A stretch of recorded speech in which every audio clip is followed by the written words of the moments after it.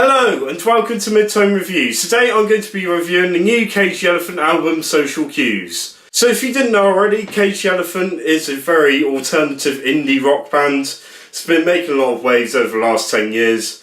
Started off quite indie and then started going with psychedelic sort of influences. And now there's Social Cues, their most recent album that's been released last week. So let's see what it's like. I think the first thing that needs to be taken in mind compared to Tell Me I'm Pretty, which is a very psychedelic, very slow, very sort of grisly sort of guitars and that.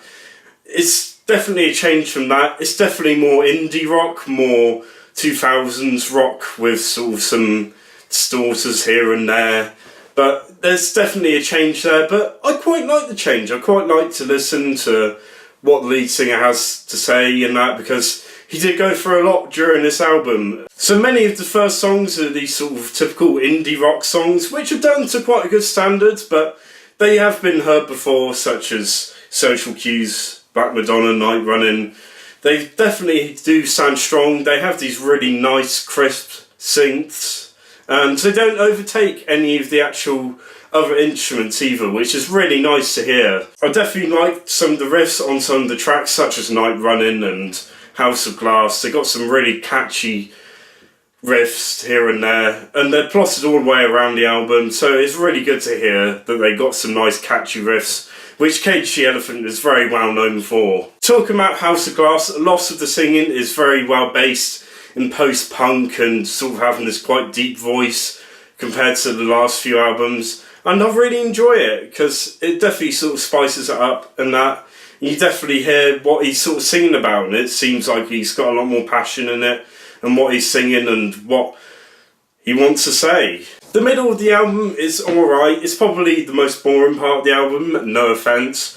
Many of the songs are quite lightweight, flowery sort of indie songs, but they all still sound alright, such as Skin and Bones and Ready to Let Go. They're alright songs, but compared to the rest of the album, it doesn't really stand out much. It seems like they're just going through the tracks, sort of just flipping through them. Ready to Let Go is definitely the first track where he talks about his divorce and the relationship that he had with his wife, and it's definitely a moving on sort of track, but it definitely sounds good because you get the sort of vibe of him actually sort of going away from his wife, but it's not overpowering, it's not like extremely emotional. There is some emotion, you do need some emotion, but it's not like blaring at you, which is quite good, and it fits in quite well with the rest of the album. It's just unfortunate that it's right in the middle and it's a bit flowery here and there with some of the instruments. The album slowly gets darker and darker as it goes through, such as The War Is Over, which is also about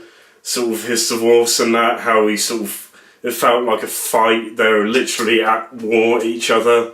But there's also some other stuff like Tokyo Smoke and What I'm Becoming, definitely sort of darker songs, and that definitely reflects sort of what he's gone through and everything, and definitely a bit more experimental, some different sort of guitars, definitely a bit heavier on the drums and that, and it sounds quite good. I quite like how it went off in sort of different directions with the three parts of this album. Goodbye is an alright ending track. It's not amazing. It's a good way to sort of like mellow it down, but it could have been placed anywhere else really, but it's just a bit like, yeah, it's a bit of a downer sort of thing. You don't sort of go in sort of high spirits or anything after that track. One of the other things I want to say about this album, it isn't a groundbreaking album. It's not experimenting with really big ideas or anything, but it's definitely interesting and intriguing to hear Cage the Elephant's take on many of the issues and that with the album, with the indie rock, the synth alternative rock, the types of issues that have been singing about and that.